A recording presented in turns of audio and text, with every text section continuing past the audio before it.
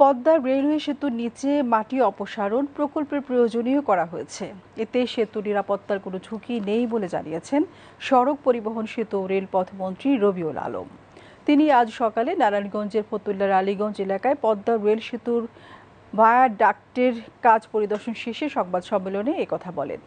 মন্ত্রী বলেন, মাটি অপসারণের বিষয়টি সত্য হলেও এটি কোনো অপরিকল্পিত বা স্বেচ্ছাচারী কাজ নয়, বরং প্রকল্পের চুক্তি ও নকশা অনুযায়ী নির্ধারিত প্রক্রিয়ার অংশ হিসেবে এই কাজ করা হচ্ছে।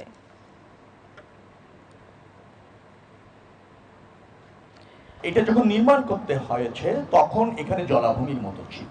এই ধরনের ভায়াডাক্ট যেখানেই করা হয় না কেন পৃথিবীর, সেখানে কিছু অস্থায়ী ভরাট কনস্ট্রাকশন করা হয়। প্রকল্প শেষ হওয়ার পর সেটা আবার অ্যাজ ইট ইজ জায়গায় নিয়ে যাওয়া হয়।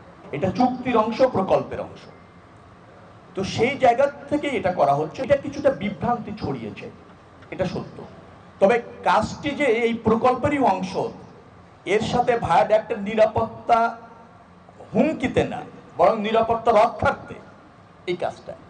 কারণ এখানে আপনার প্রাকৃতিক পরিবেশটা থাকতে হবে, ন্যাচারাল প্রবাহ অবাধ থাকতে হবে, তার অংশ হিসেবে এই কাজ।